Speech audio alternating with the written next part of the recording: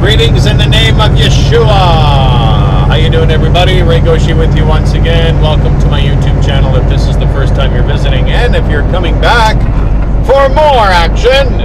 Yeah, right. Welcome back. I share my experiences on the road as a rookie trucker, and I still have that title for another 3 months. And what the Lord Yeshua does in my life, what do they win, Johnny? Yeah, we're in a pretty good mood this morning. I guess I got a good solid 8 hours, and I usually feel pretty good after I have a barley max, and that's what I had this morning. And if you're not familiar with barley max, it's, how do I explain it? Well, you know what? One of these days I'm going to have to pull out that container and explain exactly what that is. But it's kind of like a health energy drink, but it's all natural. Probably got a lot of barley in it. Why they would call it barley max. We are on our way to Calgary to drop this trailer off at the Calgary yard and pick up another and bring it back. Self-explanatory, very easy. Go there, drop, pick up another at a warehouse, and then come back.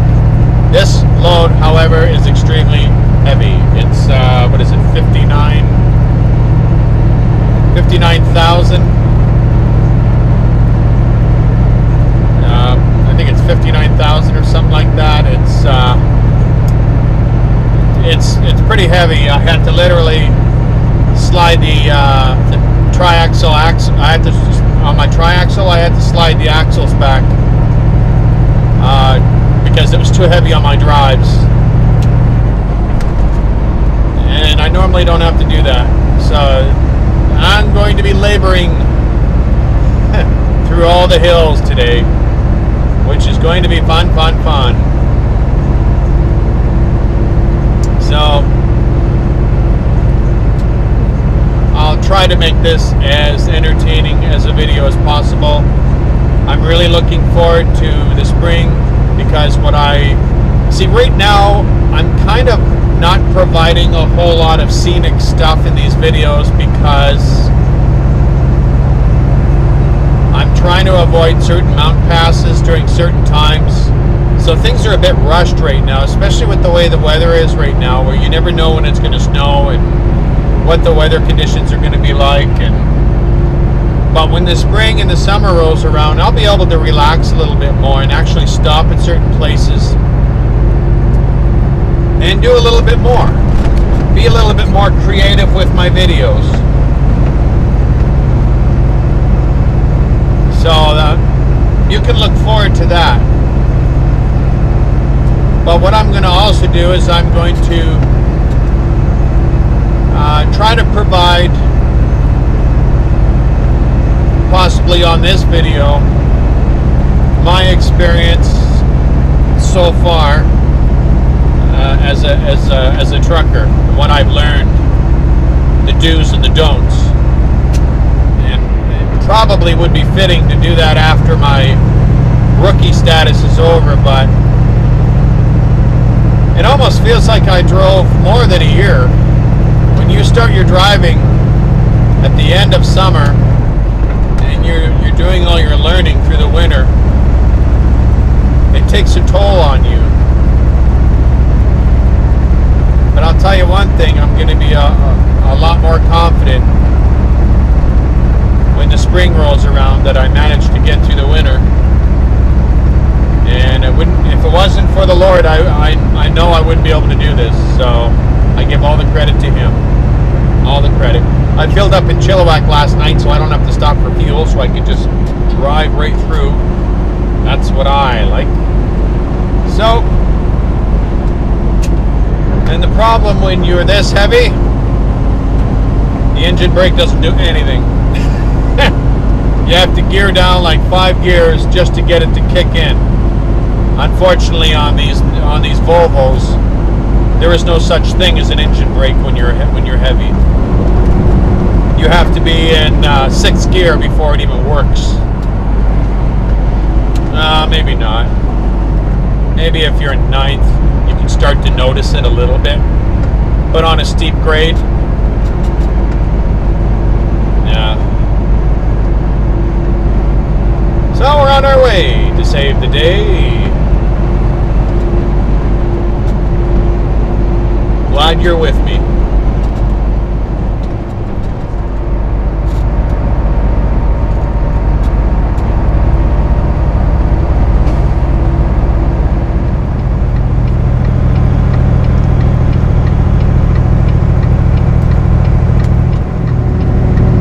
Right now we're climbing.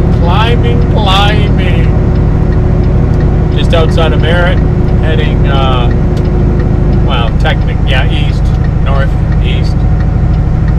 You know, that's the only thing that has me on edge once in a while, and that's climbing up these hills with a really heavy load, because you see so many trucks on the side of the road on fire because they've just simply... They've either overheated or something blew or something.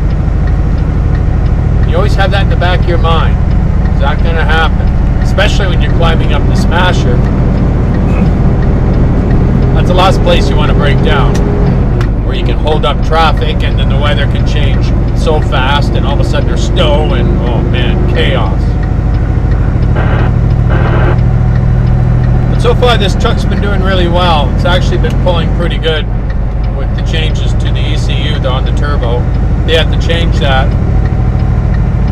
like I mentioned last time.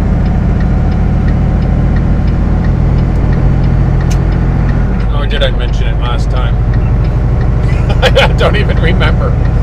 Anyway, it doesn't matter.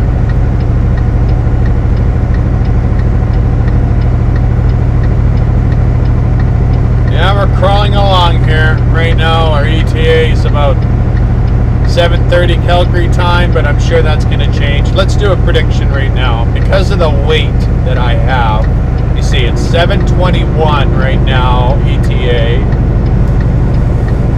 Let's take a guess. I'm going to guess with all the stops I have to make, scales, brake checks, I'm going to say 8:45. I'm going to get to Calgary time. So 7:45 my time. I'm going to write that down actually. What am I doing? I'm doing this again.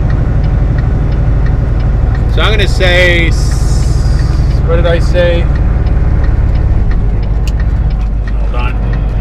7:45 my time. Pacific. That's going to be my prediction on when I'll get there. Because as you can see, you can almost run faster than this. Wow. Yeah, maybe.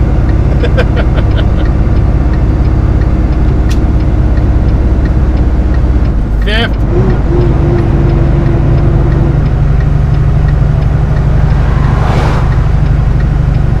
When I was going up the Smasher, I had to put it in 4th.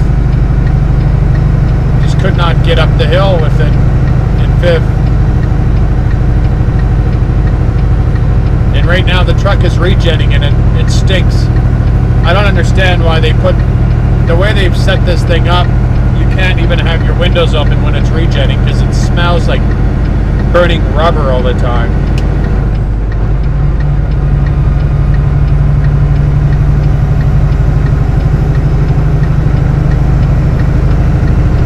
I'm gonna sleep good tonight. Shift.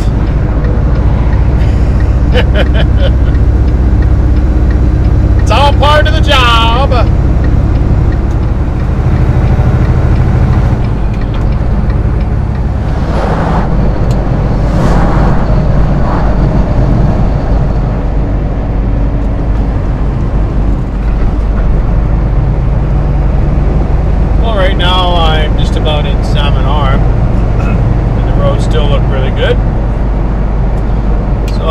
to take this opportunity and share with you on my experience has been so far in this line of work. When I first started, I'll tell you one thing, the anxieties were really high because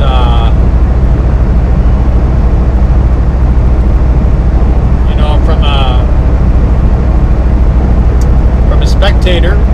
spectator's point of view, or someone who is watching one of these trucks drive and take corners and back into loading docks, and it looks pretty tough, and it can be. But you know what? What it all comes down to is, as the months have gone by, you learn the basic geometry on how these trucks work and how far you can push it regarding turning on 45s and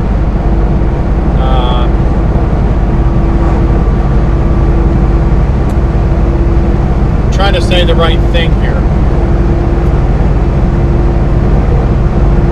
My experience overall has been pretty good.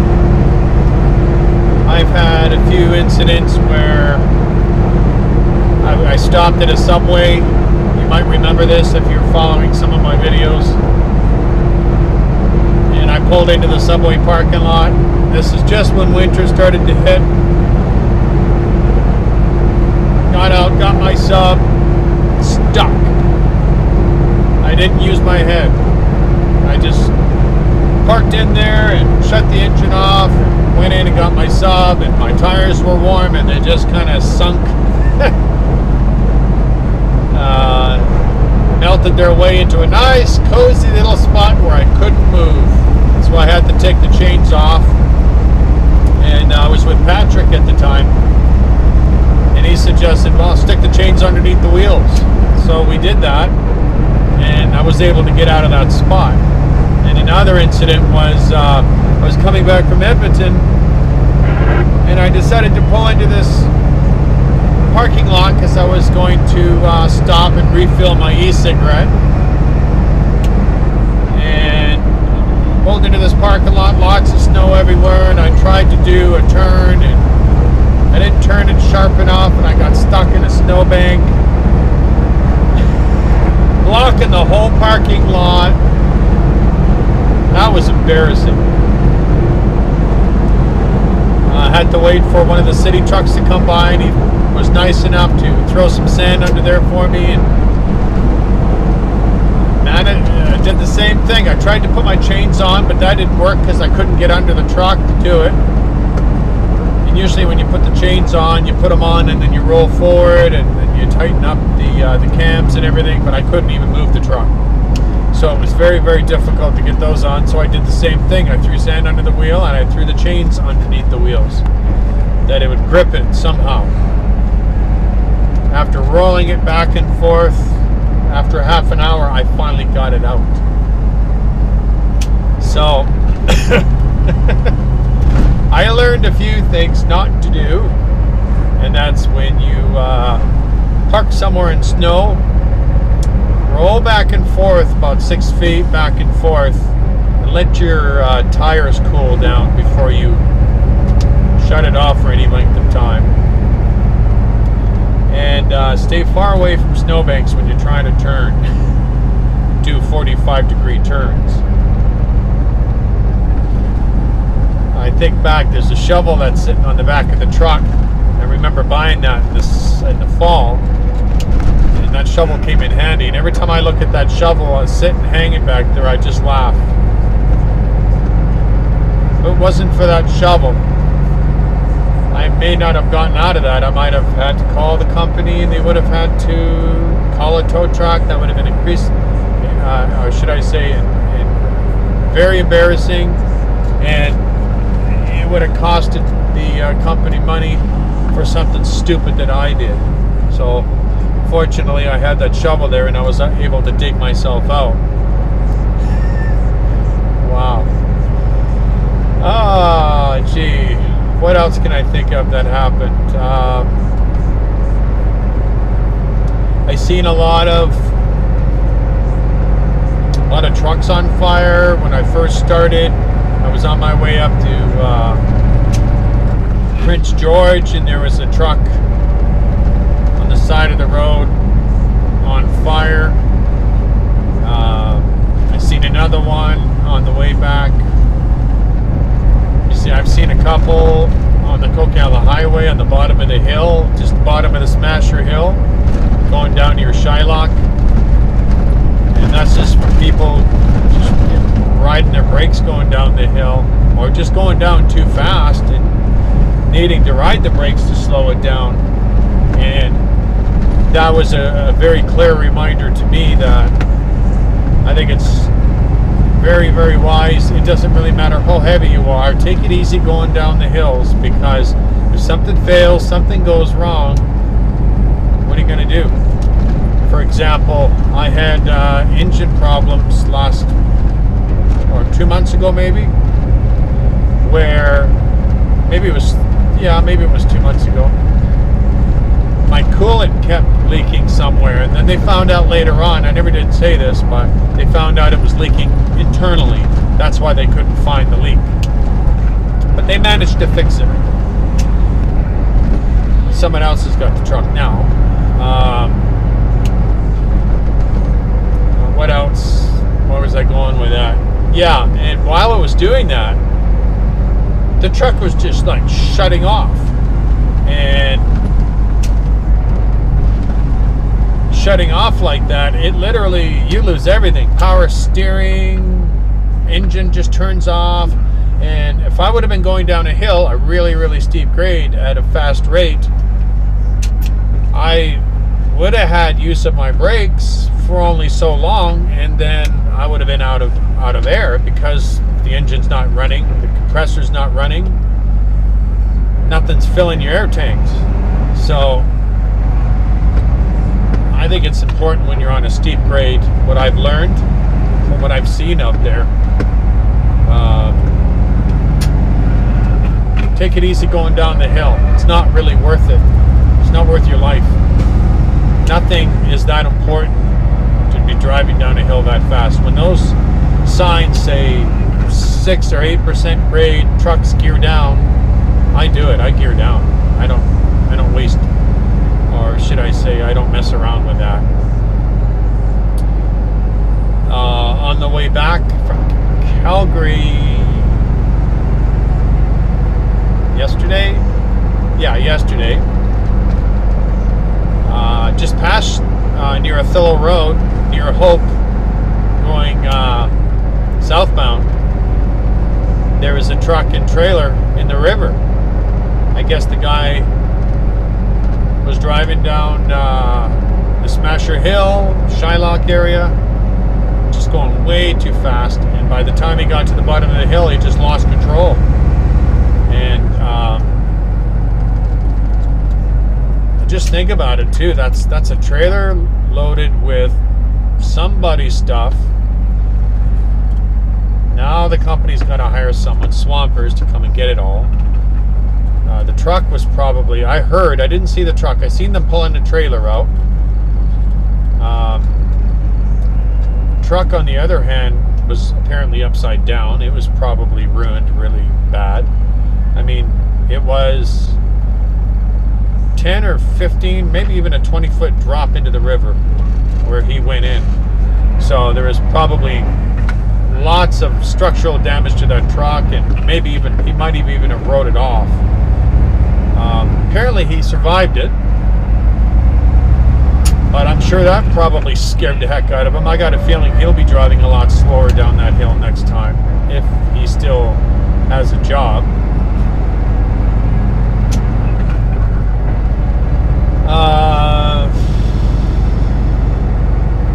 I only had to chain up once in the winter, and that was kind of fun. I put chains on both sides, and halfway up the Smasher Hill, this side fell off, and I'm like, oh great, now I got one single to hold me to go up that hill. I made it though, made it up the hill,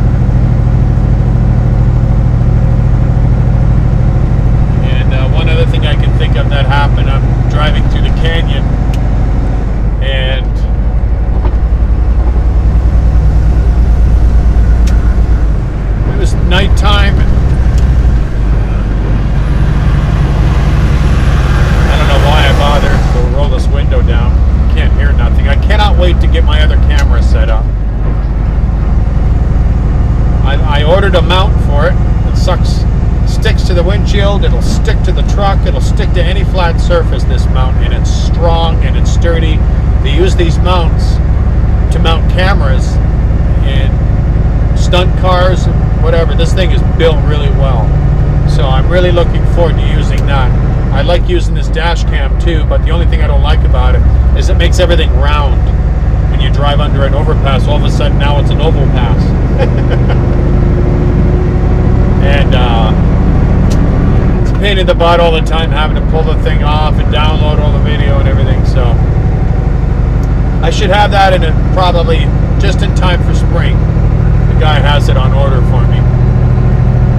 Hopefully I hear from him in a couple weeks or a few weeks. What else was I going to say?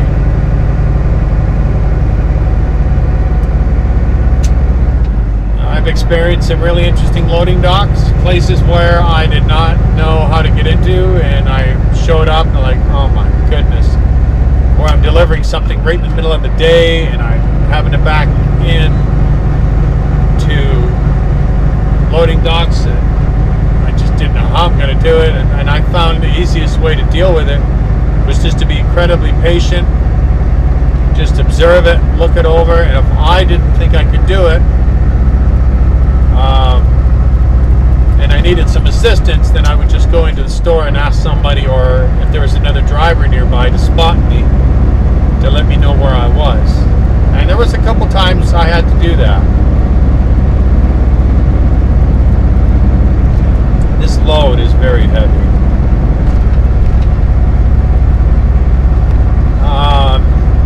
I also learned it's very, very important, I found, to learn the characteristics of these transmissions, because they're so different than a regular transmission in a car. Because it's got the highs and the lows and the splitter, and most of the time I can drive down most hills without using the brakes because I'm gearing down ahead of time. I've had times where people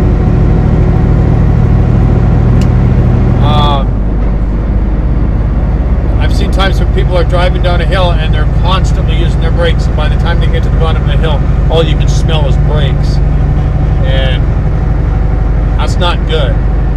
There's been times where I've driven down steep grades. By the time I got down to the hill, I just wanted to see if I could get to the bottom of the hill without having to use my brakes at all. And I pulled it off. I couldn't believe it. And it's just timing your shifts. That's all it was. I remember when I first got my when I was going for my driver's test, I watched this one video about double clutching.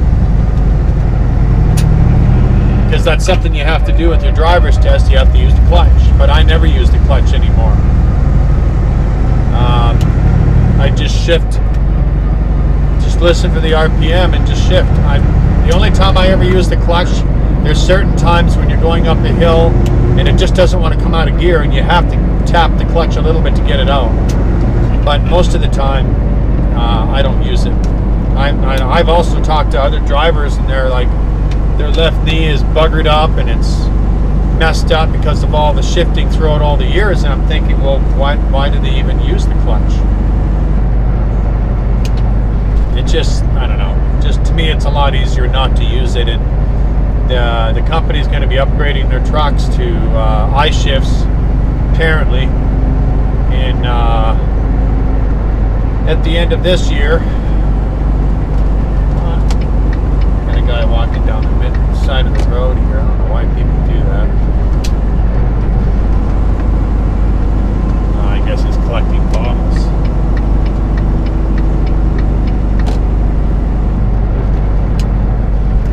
So what any experiences, anything that I really regret? Let's go with that. Do I regret anything about this job?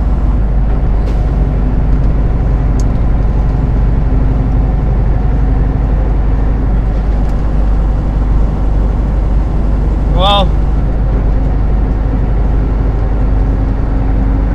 I guess probably the only thing I can think of that I regret, and that is not having an opportunity to spend as much time with my family as I'd like to, because you're on the road a lot when you're doing BC Alberta Lane.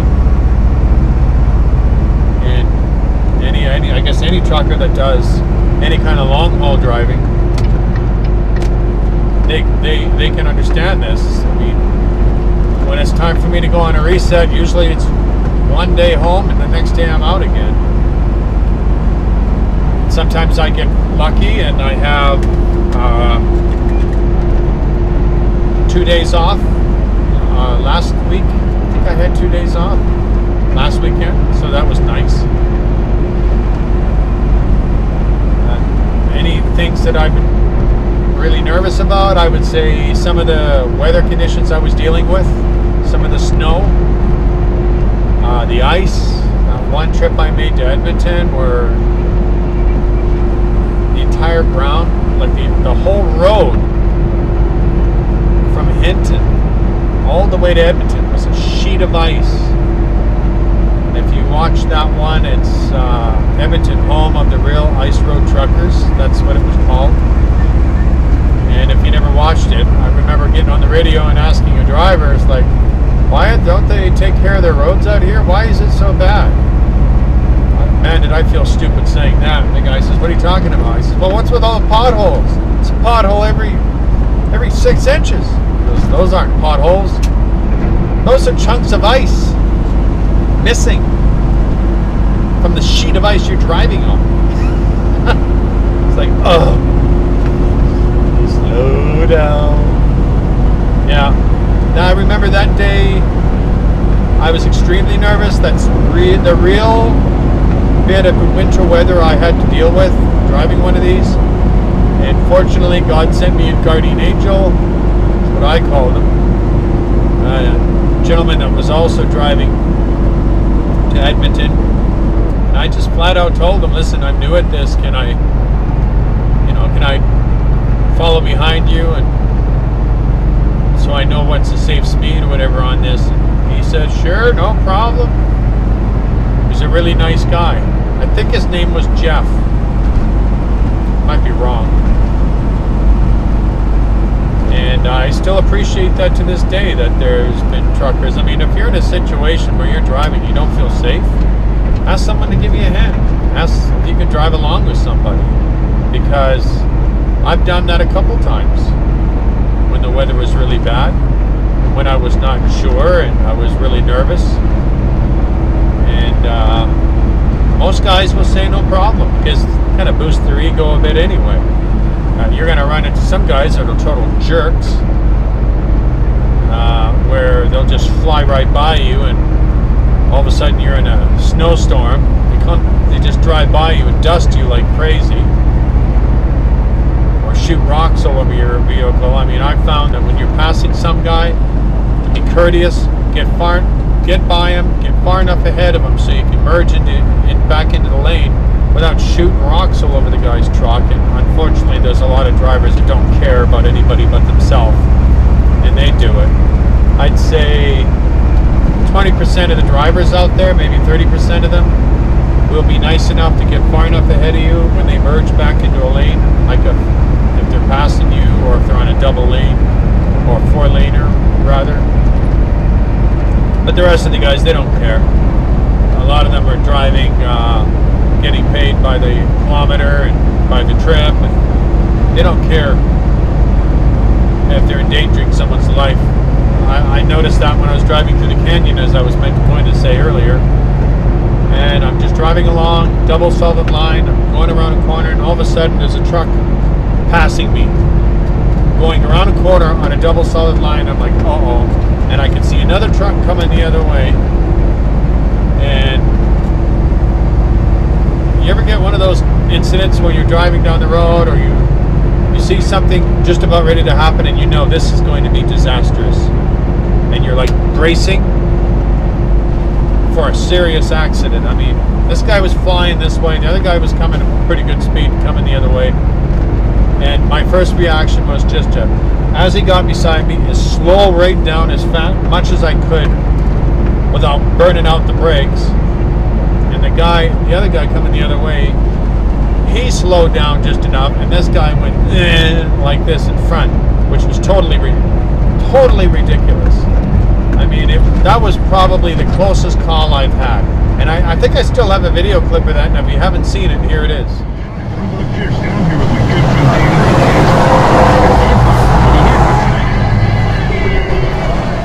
Look at that.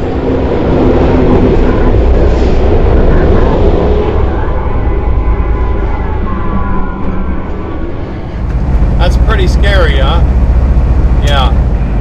And I couldn't make out the company on the side of the truck, but I think I know who the company was. But I can't prove it because you can't really make it out on the side of the truck. But that was the closest call I've had yet. I've actually had other drivers as well when I was driving through Banff National Park, where they literally, one guy, it was snowing, he came up beside me and he started merging before his trailer was past me. I'm like, you gotta be kidding me. So I honked the horn and he still kept merging, and I literally slowed right down to almost nothing. He almost put me in the ditch. And I jumped on the radio. I says, what are you doing? And of course the guy didn't have a radio. And not even an hour later, a truck from the same company did the same thing. And I was driving along with my buddy Glenn, and he says, wow, they just have it out for you, don't they? Unbelievable. What are the chances of that happening within the same hour from the same company, the same kind of situation where these guys are trying to push you off the road? So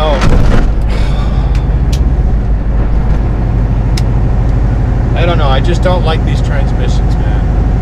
That popped right out of gear.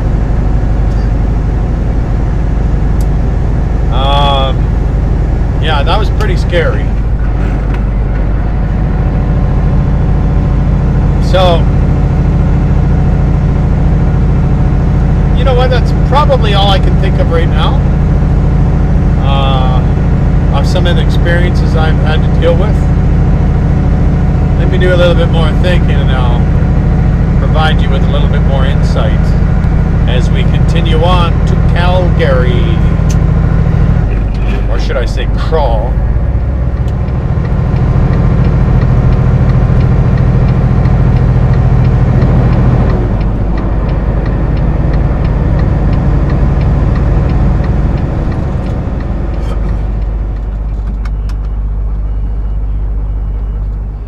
But we're here at the yard, so I'm going to drop off this trailer and go get a coffee.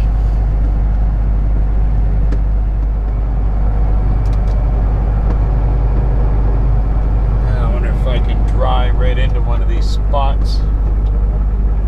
Oh, there's a spot right there. I might be able to just slide right in. Yep. What I'm gonna do.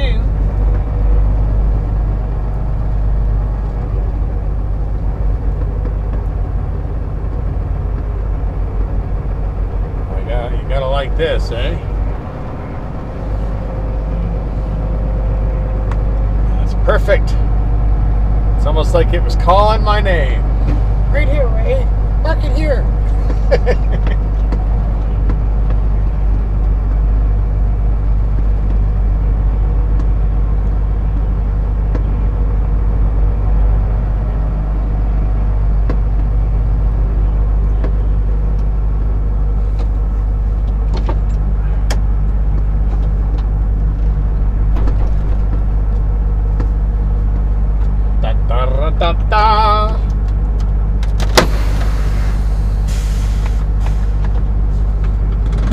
We're there. Well, we are sitting here in the truck, and I'm going to go through some of the things that I have collected through the last 9 months that I find to be incredibly important. And where we're going to start first is underneath this bunk. All right. When you open up this bunk here, it actually gives you access to a little bit of an area here where you can put some storage. I have a cooler here, but I don't use it anymore. And of course you can see it, here's direct access to your jockey box on each side. So if it's really bad weather and you need to get something in this, or it's a very safe environment, trucks passing you or driving around like crazy and you can't get to some of this stuff, you can just pop up your bunk here. Usually it'll just lift up like so, and you can get access to anything here. As you can see down in here, right along here is my power inverter, which I had to buy, but apparently the new trucks have built-in power inverters, so I won't have to worry about that. And of course on this side, I'll run through the basics, what I have in here afterwards, but on this side I can show you here that I just have right there. You can see an extra bag of chains there. I think those are triples, or maybe that's a single, I'm not sure, but I have a spare chain in there because you just never know when something is going to break. I have some straps here, and of course I have some heavy-duty power jumper cables. And jumper cables are essential, especially in these trucks, because they like to suck batteries, these trucks. And then you get stuck on the side of the road with a dead battery, you have a problem. Now, one of the important things that I have stored under here, and there's not a whole lot of room, as you can tell, I always made sure I have a really good supply of water. And most of the time you can get these 24 packs on sale at some of the big supermarkets. This one cost me $3.69. It was really cheap. So I always made sure I've got lots of water on hand. Now, these are just the basic cleaning supplies for inside the truck. All I do is add a little bit of, this is, it used to be Oxy, it works really good, but I use soap and water. I just add a little bit of Sunlight soap to that and it works really good. Plus I have a little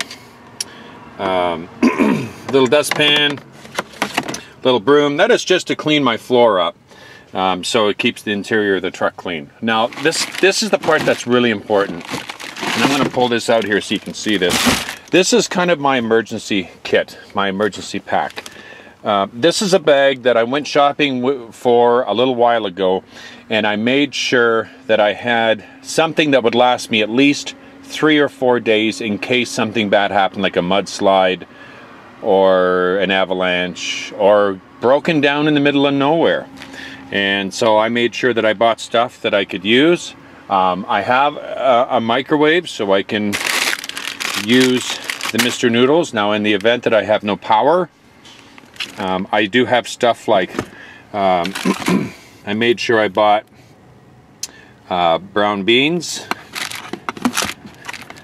I got a couple cans of that, some SpaghettiOs. What else do we got here? Some beef soup. We got some beef soup. A couple cans of that. Chunky here of New England clam chowder. And what else we got here? So we got a few cans of goodies in here, plus we got vegetable thins here. So I've got what I've calculated that with what I have in here can probably easily last me 3 days if I needed it to. Plus, so I keep that stored away here, and I make sure that the actual expiry time on all of that stuff will last me a while, and I'll check it probably in about another month or so, and if it starts to get close to the expiry date, then what I'll just do is I'll just eat it and then get some new stuff. So yeah, so pretty well, like I said, I'll show you on the other outside in the jockey box what I find is useful. Okay, so as for my bunk here, I have one of these pillows here. This is a fun pillow. It's memory foam. Lately it's been giving me a sore neck and I don't know why. So I'm thinking twice about using it tonight. Now I've got 1, 2, 3. I've got 3 different pillows in here because what is so vitally important is comfort. And of course I've got my sleeping bag here, and yeah, so I've got 3 pillows, actually 4 pillows, plus my sleeping bag here. So no matter, I've actually slept in very, very cold conditions, and this sleeping bag has kept me warm. Now it isn't a necessity, but I like to have television there, because it's actually just a small one. I think I picked it up for 168 bucks. It's got a built-in DVD player. It's kind of nice. You can have some of the comforts at home if you're, especially if you're stuck. I have a little cubby area way up in here on the other side that I can actually, I actually have a whole bunch of videos in there. DVDs, movies, etc. All right, this little area, and you have to put this thing in here or everything starts sliding out on you. I have, of course, razors, brush, band-aids, lots of paper towel, cotton. You never know when you'll need to absorb something. I have a foot cream here. You might say, a foot cream? Yeah, a foot cream, because your feet get really, really, really, really dry really fast. Especially if you are, even if you're using sandals. So I like to apply a little bit of foot cream on my feet every couple days at least, and some soap or whatever else. And then I had to make this little cardboard thing that goes in here. I got sick and tired of going around corners and losing half of my stuff. They just don't design these trucks very well. I mean, you think they would put some kind of little netting up here, like up here they have this mesh, this little netting here. You think they would put that here, but that would make sense, wouldn't it? Up in my cubby here, I have found that there's my barley max. I love that stuff. Here we go.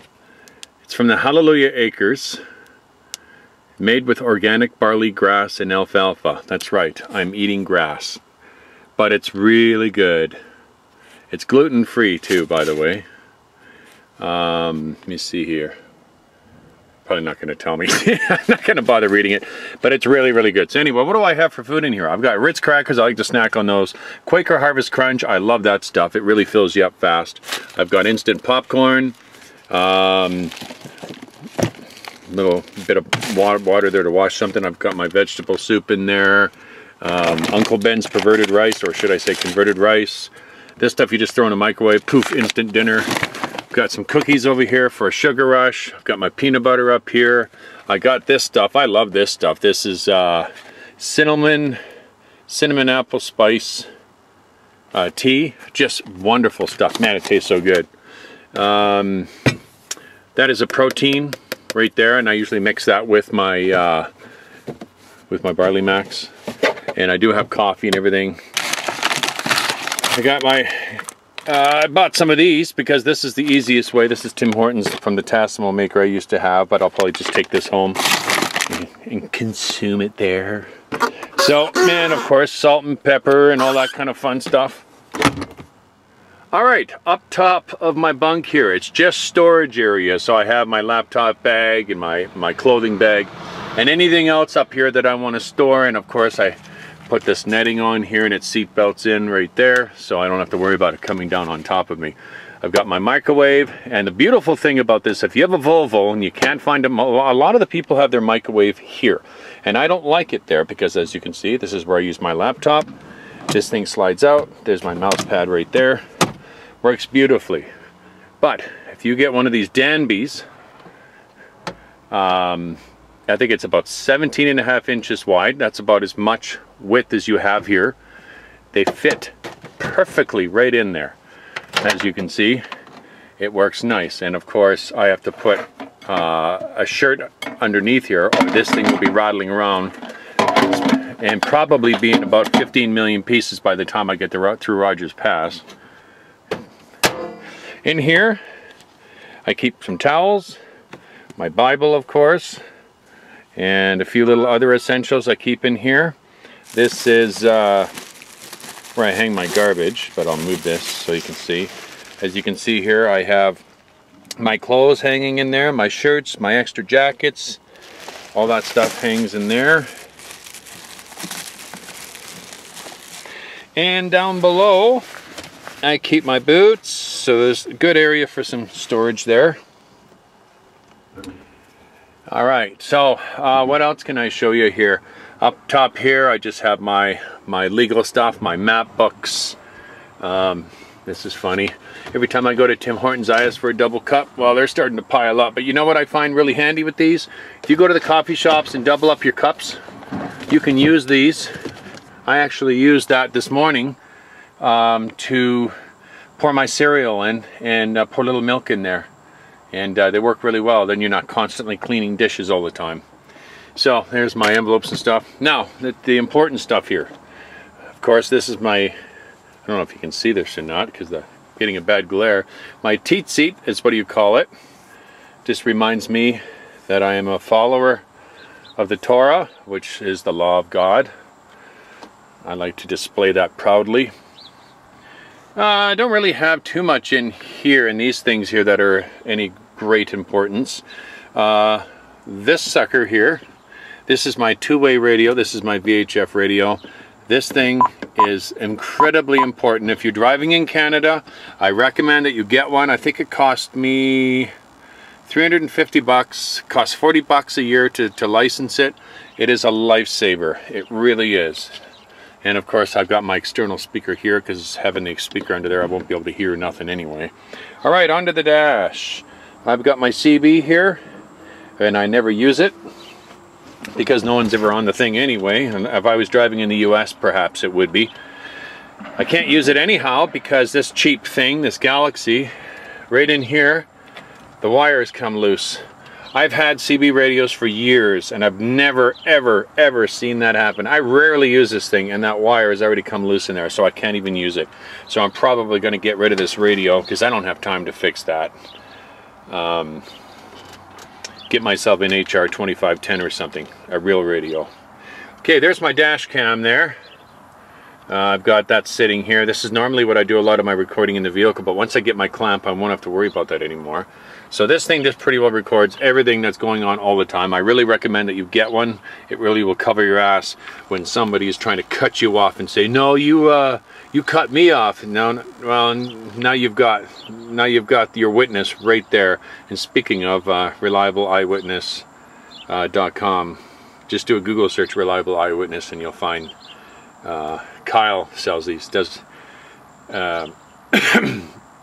I think he does that right out of Langley, and he'll help you. Just Google search reliableeyewitness.com to get a dash cam if you're looking for one. This GPS here, this is a Cobra GPS. I don't recommend that you get one. It cost me like $400 and something. I rarely use it. The only reason, or should I say the only reason why I use it right now is, I don't know if you can see or not, probably not, but it has a built-in log keeper tracker. So it actually times how long I'm driving.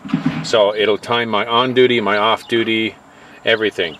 But that's the only thing I use it for. The maps are so out of date. When I bought it, the maps were ridiculously out of date, and I contacted Cobra and they said I had to pay for an update, and I said, kiss my rear. I just bought this thing and you want me to pay now $60 for an update? So I had to get another GPS, which is over here, and I'll show you in a minute.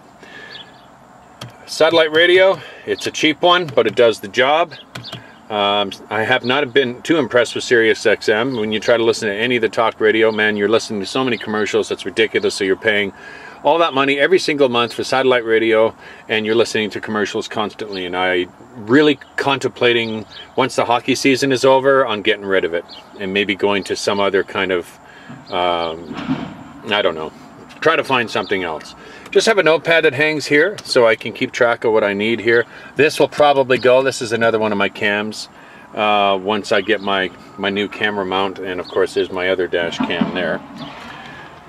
And my phone. And if you're looking for a good phone mount, I was looking everywhere for one. Go into your store and find yourself a GPS holder that sticks to your windshield. They're nice and strong and does a nice job. Future Shop or Best Buy has them. Yeah, just find one that's a GPS holder. That's what it is, and it'll hold your phone too. There's the GPS that I use. It's a TomTom. It actually does a really good job. It doesn't tell me the truck routes, but I mean, if you use your brain and watch for signs, the signs will tell you whether or not it's safe to drive down a road, if it's a truck route or not.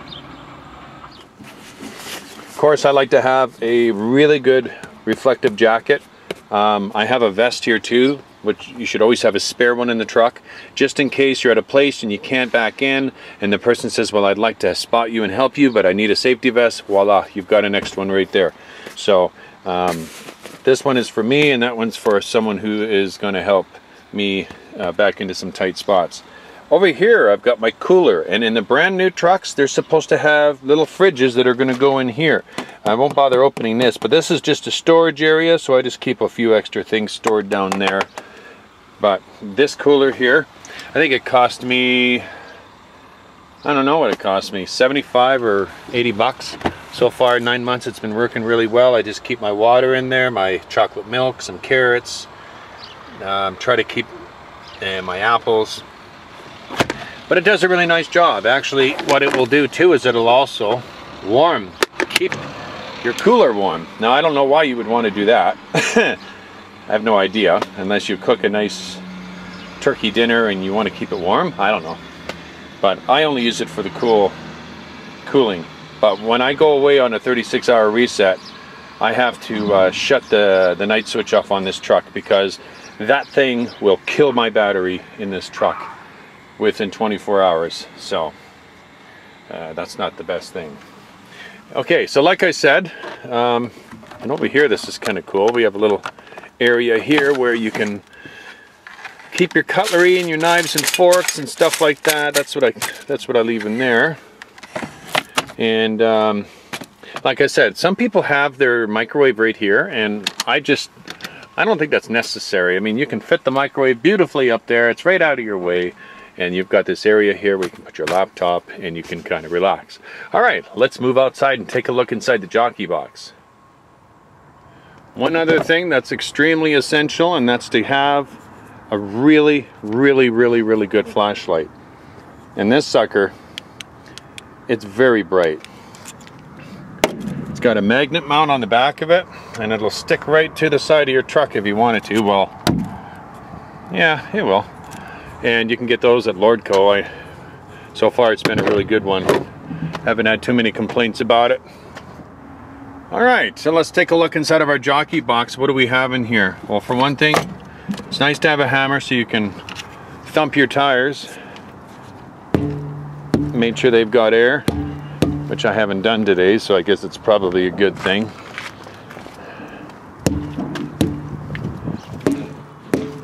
Voila! Yeah, so there's my trusty shovel. That's another thing you should have. Just go to a place and find yourself a shovel that you can put on the back of your truck. You just never know when you're going to need that. It came in real handy for me one time. Alright, so I've got my hammer. I've got a scrub brush here, and this is really handy. And I like to use this specifically for the floor inside. Right in here, it gets really dirty in here. So what I normally do is I'll spray this with soap and water, and I'll give this a really good scrub, and my mats as well, and it does a nice job.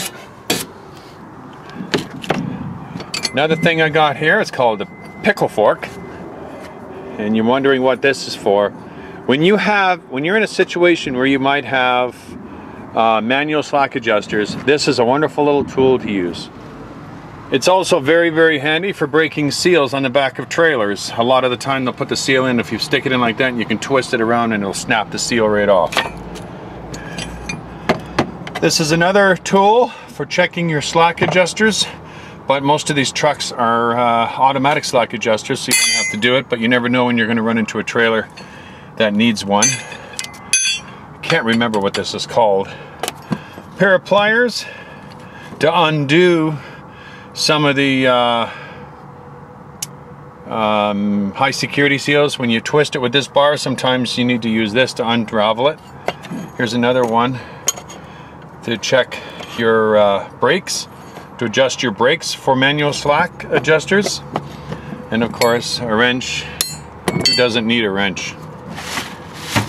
Squeegee. That one really needs to be changed. I'm gonna close my door here before I lose it. Yeah, so I got my squeegee here. This is for soap and water for my windows, oil, lots of washer fluid I've got in here,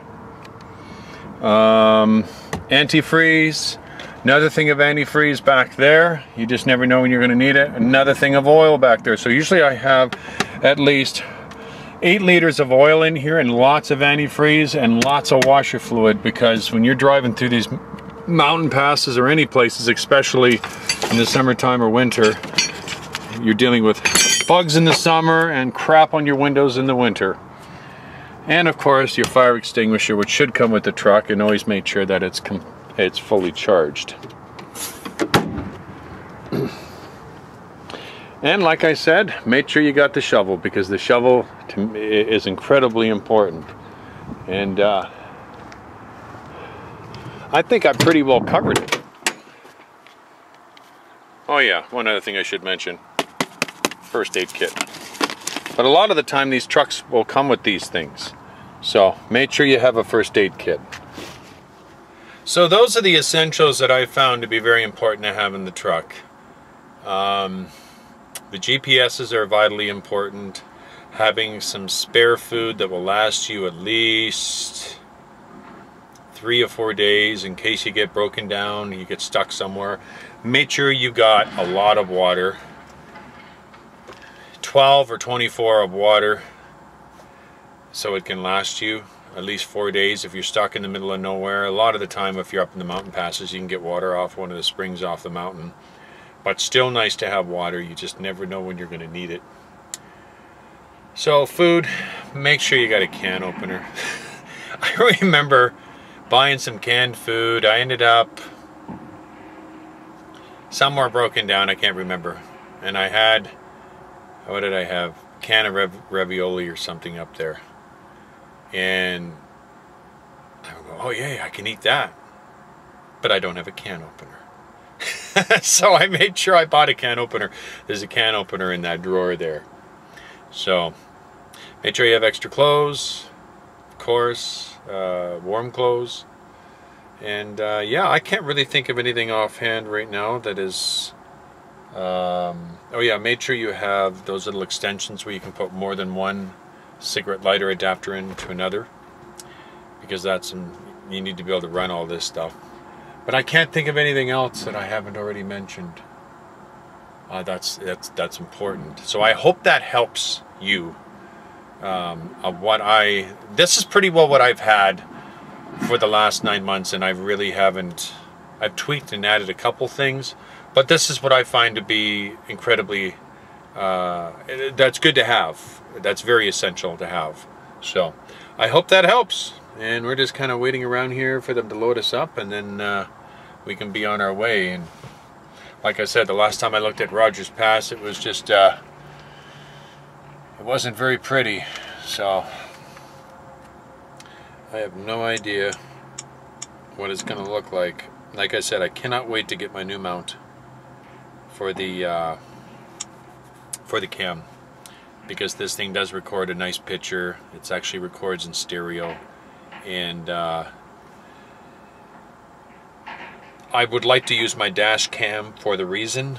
Dash cam, where I can actually, like on the dash cam itself, you can hit a menu on it where it shows you your speed, your location, like your coordinates, and the time and everything. And I don't use that right now because I don't like having that when I'm recording videos. So I'm really hoping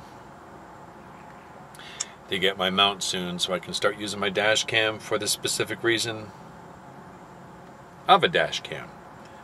And it still looks messy up there on Rogers Pass. And it looks like avalanche control from west boundary of Glacier National Park. 12 to 10 p.m. 12 p.m. to 10 p.m. Oh, 30-minute delays. Yeah, they got a lot of snow. I looked at the, like I said last night, it was just crazy. So, alright, so I guess we'll just kind of hang out here and wait until they're done loading me up and I can get out of here. Maybe I'll clean the truck a little bit.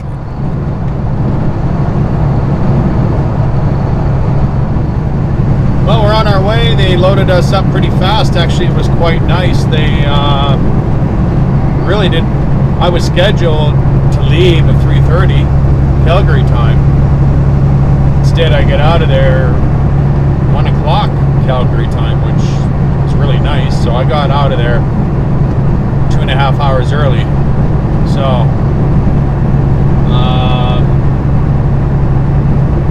I've scheduled myself to stop in Kamloops in about about 8:30. I'll see how I feel, because the yard is only 3 hours away from there, so I'll have to see how I feel. But I'm going to drive until I don't know what it's going to be like going through Rogers Pass. That might exhaust me completely. I have no idea. We'll find out. Hopefully it's melted and there isn't a whole lot of issues going through there. But I'm not as heavy as I was before, which is a blessing. I'm a lot lighter. I'm 35,000 instead of 55 or 59. So I'm literally pretty well half the weight I was before.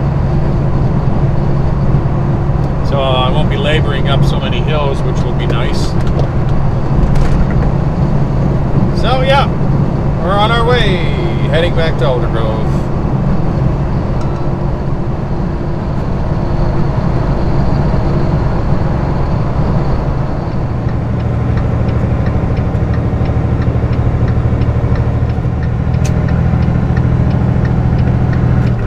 Just got an update from Drive BC. Looks like it's closed between Revelstoke and Golden because of a very high avalanche hazard.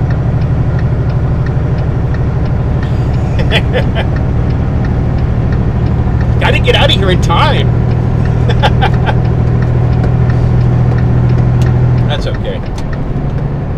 I love how people merge onto the highway at 40 clicks. I don't understand. People just don't understand the meaning behind merge.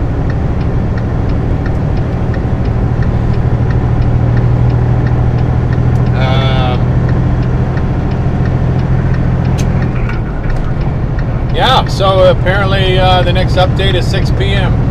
So it looks like I might be sleeping in Golden tonight after all. But that's okay.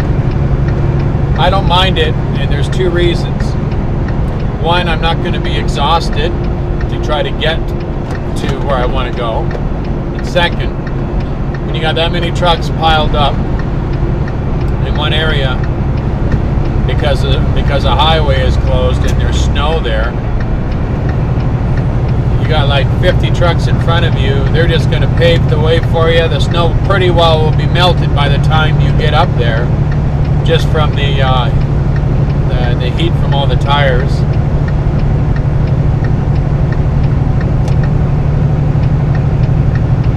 So I don't mind it. Get in gear. Get in gear. There you go. That wasn't so hard, now was it? Unreal. It only does that when I'm in 11 and I hit the splitter to go up into 12. It just doesn't want to go in. You have to sit there and pop the clutch and whatever. Wow, it's really windy out here.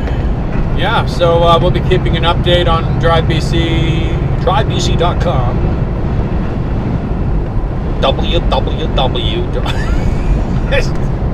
That's one thing that I hated when people say websites.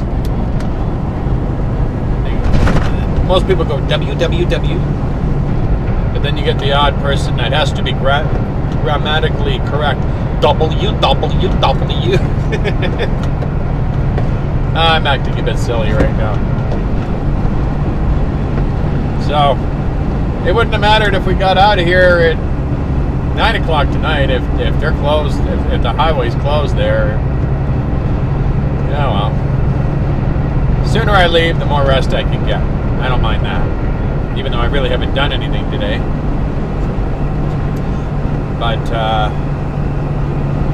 we'll find out when we get there what's going on with that, with number 1 highway between Golden and Revelstoke, whether it's still closed or what. It could be closed all night. You never know. Maybe they're all night long.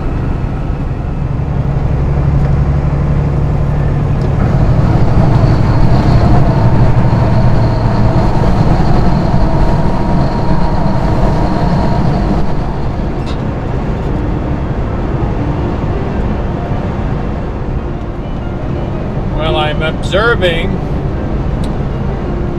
mountains ahead of me, and it don't look too good. Looks like it's snowing a lot over there. And I mean a lot. I don't think I've ever seen it like that before. And as we get closer, you're going to see it. So I'm guessing we're going to be running into a lot of snow going through Banff and Lake Louise. You can really see. I mean, either that's cloud cover or it's snowing really, really bad over there. You never know, it could just be fog too. I just got a funny feeling it's snow. Find out when we get closer.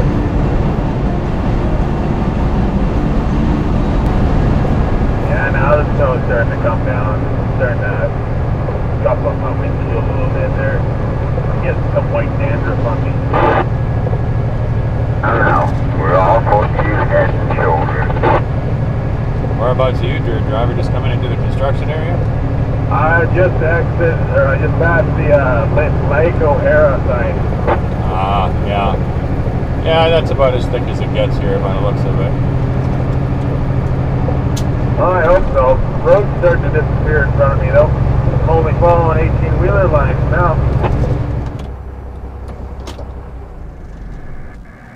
Ministry of Transportation Travelers Information System at 12:45 p.m. on March 1st, 2013. Parks Canada advises that Highway 1 will be closed from Golden to Revelstoke in both directions due to avalanche control. Estimated time of opening is between 9 p.m. and 11 p.m. with an update at 7 p.m. For closure updates, visit drivebc. Okay, there you go.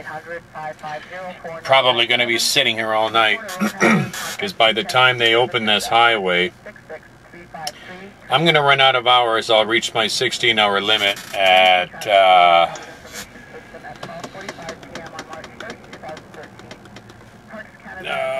midnight. Midnight, I will run out of hours, and even if they open it up at 11 o'clock, it takes an hour and a half to get from Golden to Revelstoke, and I'm going to run out of hours before I even get to Revelstoke, so there's no sense in me continuing to drive. So,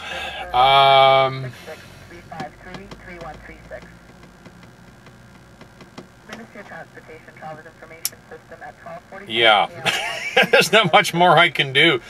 I'm going to be hanging out here in Golden for the night by the looks of it, so at least it's not one of the like the mudslide that I encountered last year in June, where we were closed. The highway was closed for 24 to 36 hours because there were some vehicles that were involved. And I think there was an avalanche warning or hazard, and now they're doing avalanche control. You never know. They said there's an update at 7 o'clock. They might open it sooner. Who knows? And if that's the case, then we can at least get into Sycamoose, hopefully, and get a little bit closer. Because tonight there's supposed to be, well, warmer temp. I noticed the temperatures are getting warmer. We're getting some snow, as you've seen. There was a little bit of snow going through field, but it's warming up. It was 13 degrees in Calgary today. It was beautiful. It was awesome weather. And right now it's, I think the last time I checked, it's like 6 or 7 degrees. It's warm here.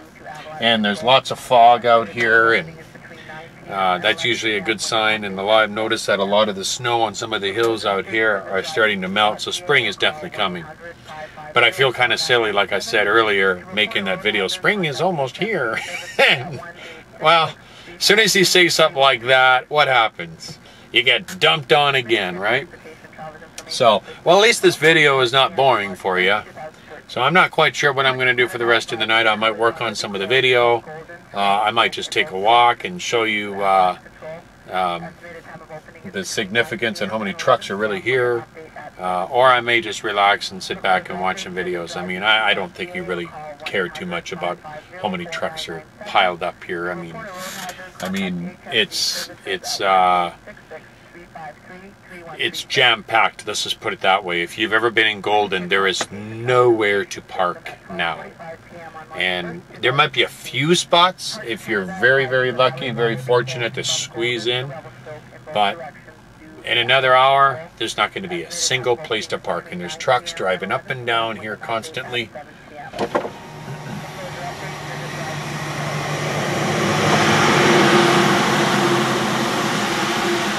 I mean, it's so warm out. I love this. It's so warm. But there's like nowhere to park. And I've seen trucks going back and forth, up and down, trying to find some place where they can park. And you know what's going to end up happening? Like what happened when they had the mudslide.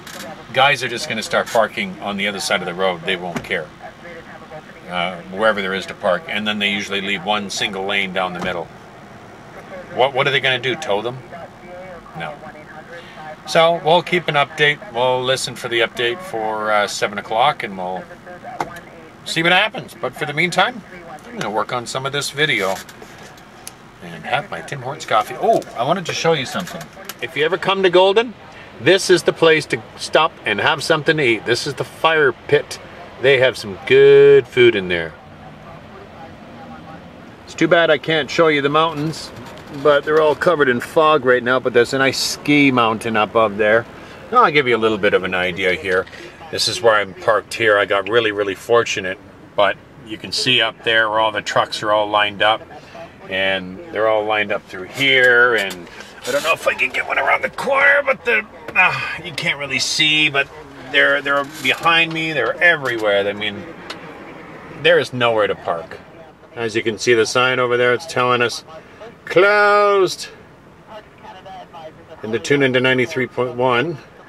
So I'm just going to kind of hang out here and wait for them to give us an update on the road conditions and see if they open it up.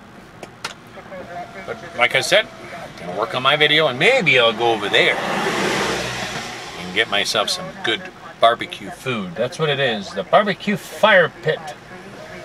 A little expensive, but worth it. I feel sorry for these guys that are trying to find a parking place. They ain't gonna find one.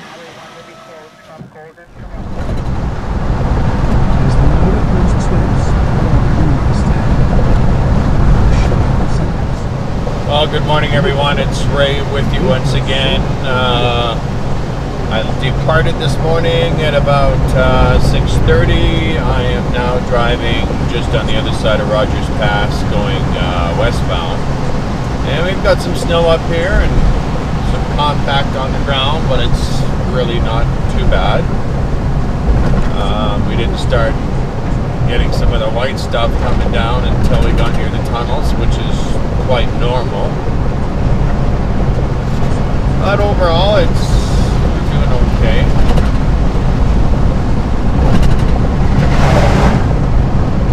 Hopefully,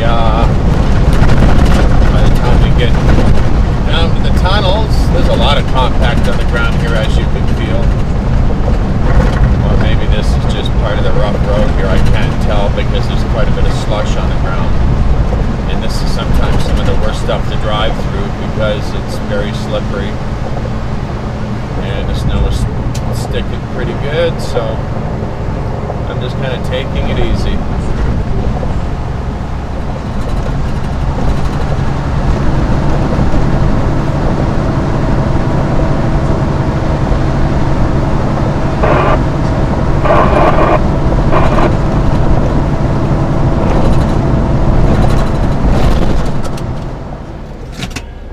It's just really slushy around here. Bit of a mess trying to check your brakes, but we're on our way, and thankfully we're out of the snow. Looks like winter is giving us, and hope they fix that just in time for the spring. It's pretty nasty in there. But yeah, it looks like winter's giving us a final beating. It was not snowing all that bad, but the day before they were snowing really bad up there. Well, to the point where they needed to do avalanche control. That's how much snow they got up there. So, and then when you've got this snow mixed with rain like this, the snow is like twice as heavy up there, and it doesn't take much for that to come down. And the sooner you can get through here, the better. I see flashing lights over there, and I can only hope that that is a snow plow and not somebody surveying avalanche control, because I've been held up long enough here, sitting in Golden all night. The westbound is there, you got a flag covered in 1.5-year lane there in those corners past the work shed here, bottom of Albert Canyon, S corners there, whatever you call them. There, next. It's still coming down, is it? I don't know. Didn't look like it, but it's covered about half the lane there. You got to come over into the eastbound lane to get around it, unless somebody pushed through it already. All right, thanks, driver. Appreciate that. You're going to run into a little bit of snow on the top, heading to the top of the summit, and it says rain the rest of the way after that. Sounds good. Thanks.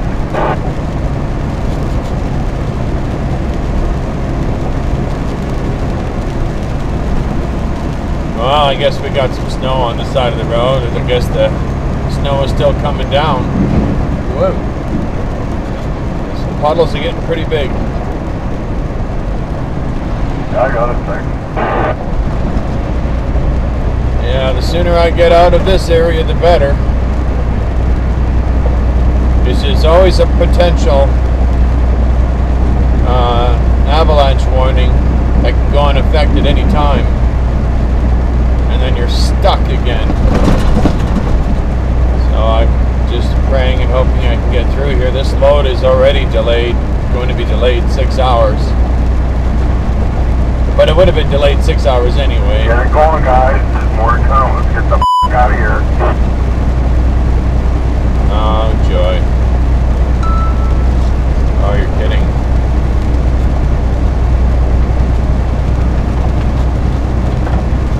Coming at you. Yeah, you got a couple trucks coming down the hill, Super B's there, guys. Where exactly is this? Around the 70s? Now, the first set of 70s westbound after where's that big pullout on the right? Yep, right there. There's where they pile up the guardrail, like them no posts. They got them piled up 2 or 3 high on the westbound side, right to those, the first set of 70Ks off of Albert Canyon. I just got my trailer here, they're flying her up a little bit. I'm just keeping my eyes peeled here for some snow that apparently came down on the road. It's supposed to be around some of these 70s here, so. And they're probably talking about right around here somewhere, so I'm just going to keep my eyes open for it.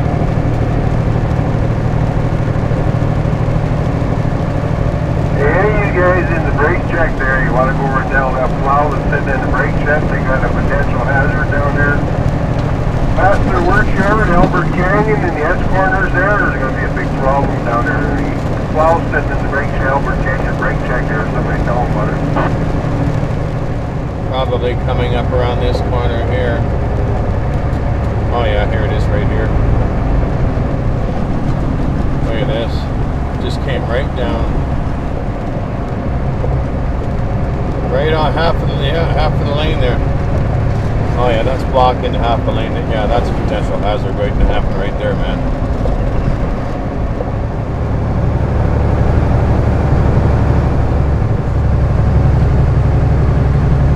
Right now I'm just currently climbing out of Sycamoose, and the rain finally let up. I'll tell you, it's been pretty miserable weather all the way from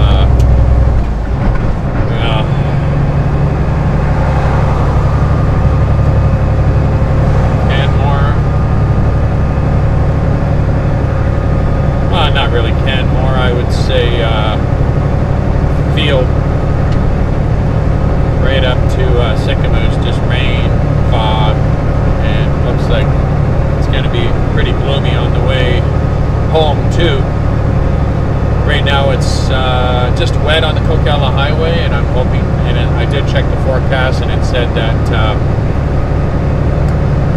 it's supposed to be snow in the afternoon, so I'm hoping to get over the Coquella Highway before that happens.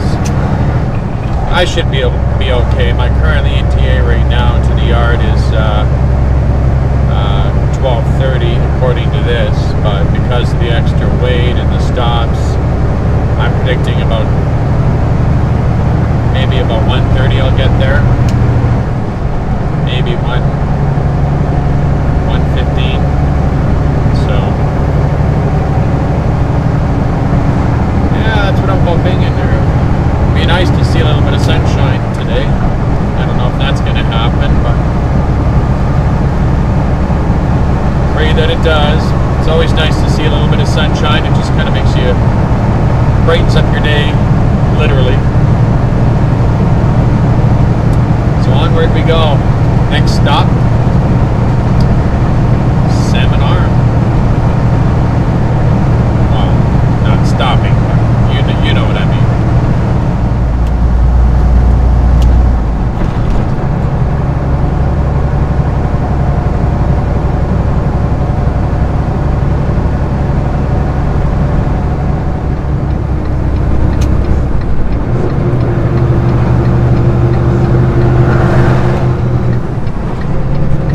Right now in Lac Lejeune, BC, which is not too far from Merritt, on the Coquella Highway heading west. Really hasn't been anything really to report, except the roads have dried right out, thankfully. And, I know that's going to change once we get to the top of the summit, but still I'm enjoying it. There's actually a little bit of sun. It's 9 degrees. It's definitely warming up. I'm very happy about that. Officially, I think, 5 weeks away from spring? Might even happen sooner, you never know.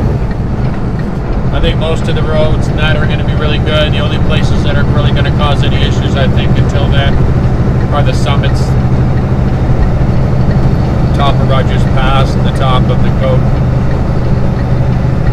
But I think overall it's going to start warming up and things are going to start melting a lot faster. And I figured what I'll probably do for summer or spring, I'll invest myself in a small avalanche, clean out the storage area in the back behind the truck, usually where I have all my extra chains in there, hang a couple of them on my chain rack. You never know when you're going to need them. You're stuck in mud, whatever. And find an avalanche that'll fit in there and put some coals in there. And so that way I can actually, if I get stuck somewhere or if I want to stop for dinner, I can make myself a nice warm meal. That would be nice. The only thing is then I got to figure out how to keep a lot of the stuff cold enough, so I think if I buy a bag of ice and put it in my cooler, that'll probably keep the meat. Or just pick it up at a store when I'm in town somewhere. That's the way to do it. So I'm looking forward to summer. I really am. I'm going to take full advantage of it. I'm going to take advantage of the scenery, the beautiful weather, the animals, and my time alone with God. And I hope to produce some really good videos for you. And for those of you that just view for the trucking aspect, I really do hope that what I say regarding my relationship with the Lord, I really do hope that somehow it reaches you, because I mean, even today, heading back from Golden, so many people on there that use the Lord's name in vain, and it just saddens me that these people are lost, that they don't know the Lord. And whether you believe in Him or not, His Son is going to return soon.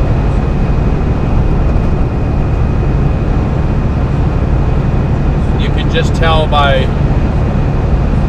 the age that we live in, the technology age. I mean, The scripture tells us that it'll be a time when travel is, you can travel to and forth in no time flat. The technology is at its peak. I mean, we're at a time in history right now where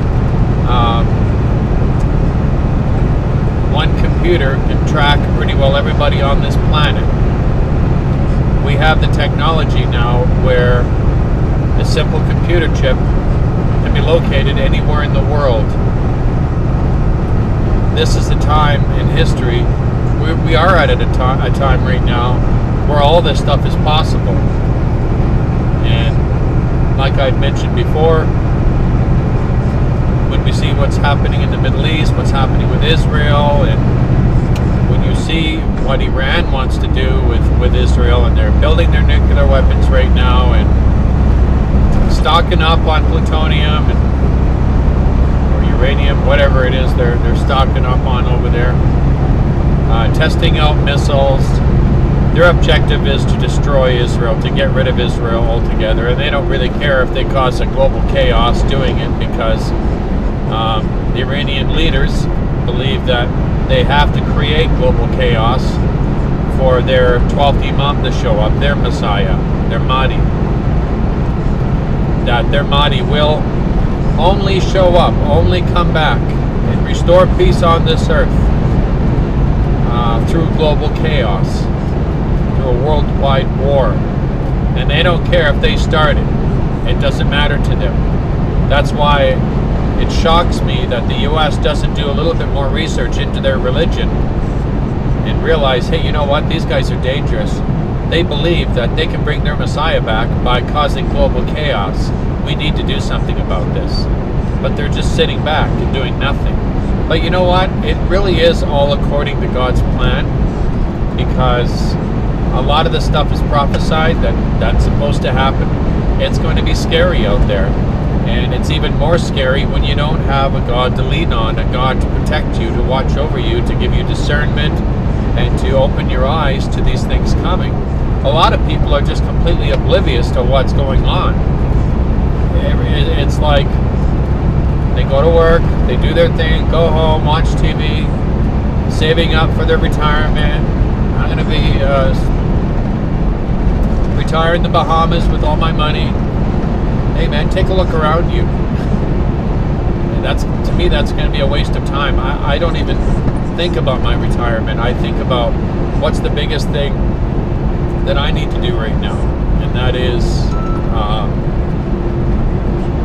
I'm constantly praying for the people I know and the people around me who don't know the Lord, and praying for countries that are so godless that need salvation, like Israel's enemies, like the people in Israel who don't know the Messiah.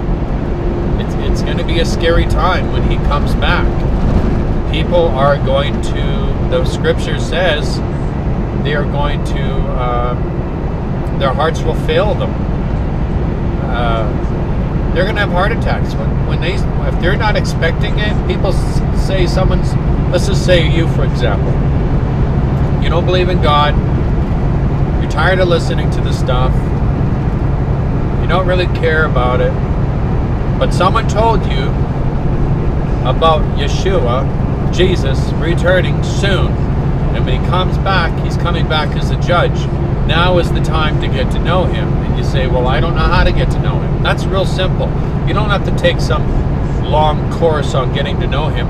All you got to do is get on your knees, go to him and say, Lord, go to the Father and say, Father God, I don't know you. I don't really know what I'm doing here, but I heard some guy talking about the Messiah returning, your son returning, and I want to be prepared. I want to be ready when he comes back. I want to have a chance at eternal life. Please show me, reveal to me anything about this. That's all you got to do. And you know what? The Lord is going to reveal this stuff to you. He will. He will introduce people in your life. You'll bump into people all the time that will start talking about it. All of a sudden, things that you used to do, you won't find interesting anymore, because he'll be tugging on your heart, and before you know it, that relationship that you asked for will be there. It'll be established, and one day you'll just like, wow, I can't believe it. I really didn't have to do a whole lot. You'll be craving to hear God's word. You'll want to know more. You'll want to know truth, and you'll want to share it with other people. Let me tell you something. There's more to life than just 24 hours. Our responsibility, our purpose on this planet is to worship God, to honor God, to love God, to abide by His commandments, and to teach and tell as many people as we can about Yeshua, about His Son, and the sacrifice He made on that cross, so we can be saved, so we can have a relationship with the Father. That the veil was torn, and when He said, "It is finished," that veil was torn. Now we no longer need to go through God, go through a mediator to talk to God, or to go to God. Our mediator now is Yeshua God, and it's wonderful. So if you have questions about it, you're not sure about it, feel free to send me a message. If you want to send a private message, you can do that too. But I just wanted to share with you that and if you don't know the Lord, ask Him. Ask Him to reveal Himself to you. He will. And I don't know if I've said this before.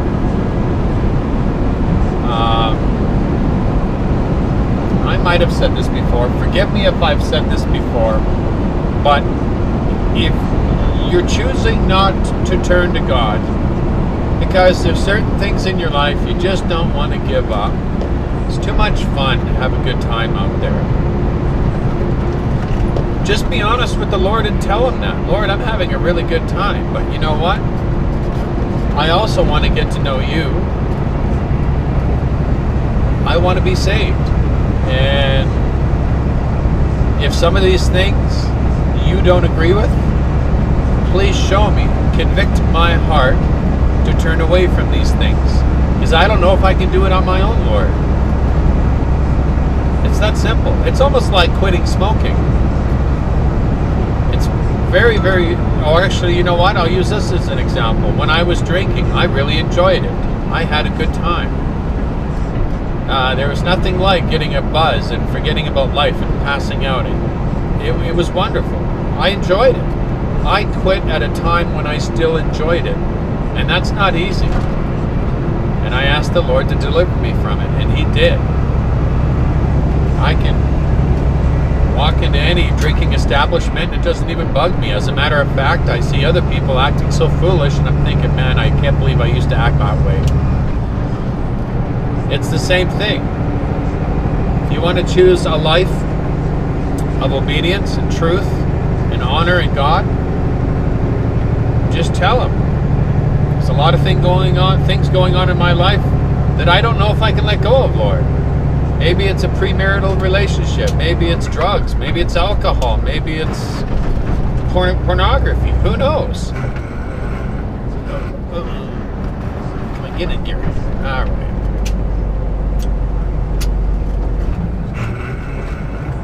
Get in gear. Wow. I didn't want to go. The grinding. It's really hard to shift gears on a hill, especially when you got the engine brake on. I didn't even know I had that on. Okay. But anyway, I'll wrap it up by saying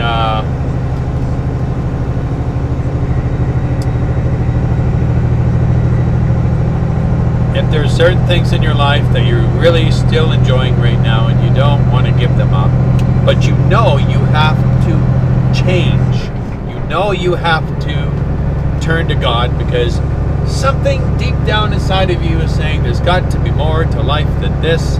And what happens if Yeshua, Jesus, returns like Scripture says he will, and I'm not ready?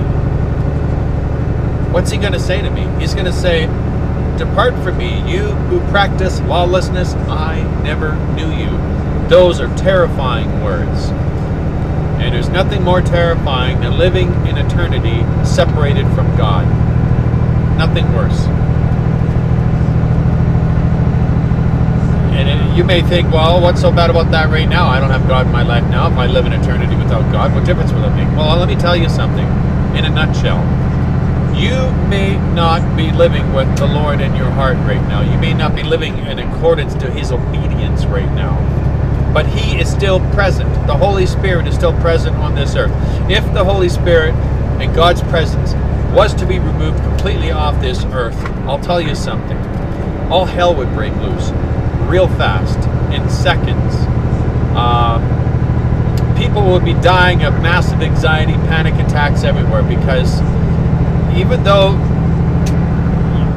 you're not committed to God, His presence is still here. It is still on this earth. It is still here, preventing things from going, excuse the French, to hell in a handbasket. It is through His grace and through His presence that things are still calm to an extent. But when you die and you don't know the Lord and you don't know Jesus and you haven't given your life to Him and you haven't repented of your sin, you will spend an eternity separated from God. And I can't even fathom what that would feel like. So please, if anything that I've said has made any sense to you, or at least a little bit of sense, go to God privately and just ask Him to reveal to you the truth. Just say, "Lord, if you're real, if you exist, please show me." But you need to mean it. Don't just say, "Oh, Lord, if you're there, can you show me?" Okay, I'm heading back to the bar. You've got to make some kind of an effort to seek Him, and He will answer you. He'll answer you through people. He'll answer you through lots of different means. He might be actually trying to reach you right now through this video. I can only hope. Can only hope.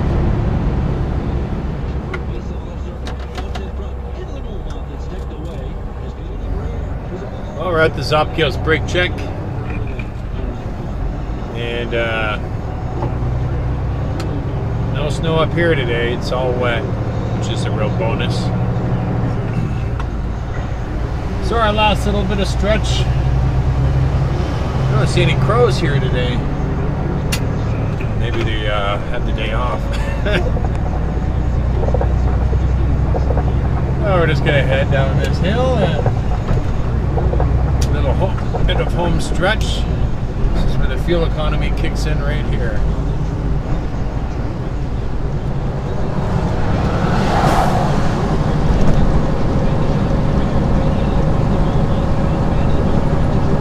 Yeah, it's really nice to see it when it's this wet. But man, they're going to have to do a lot of paving on this road. A lot of fixing up.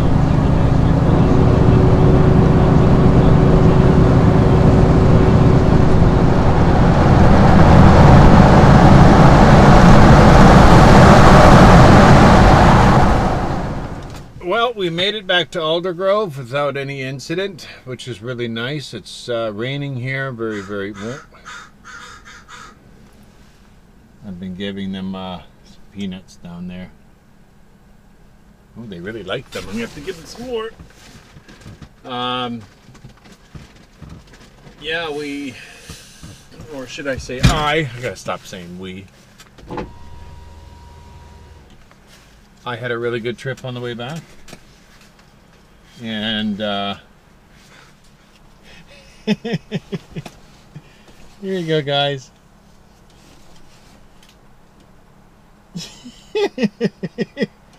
They're so big they can only grab so many at the same time in their mouth. Look at he's picking that one up and then he's trying to pick that one up. And, oh, he's breaking it open. He's smart now. He's eating it right there.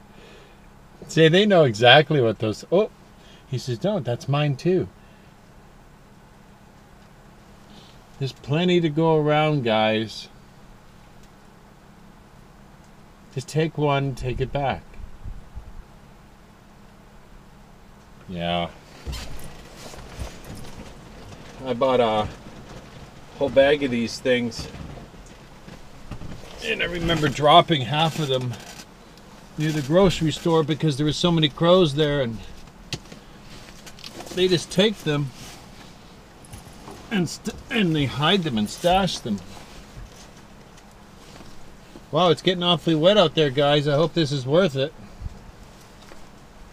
There you go. Get your peanuts. Yeah, so yeah, the trip was really good and I'm glad to be home. I'm looking forward to 2 days hopefully of relaxation at home. I hope you enjoyed the video, and until next time, God bless all of you in the name of Yeshua. Bye for now.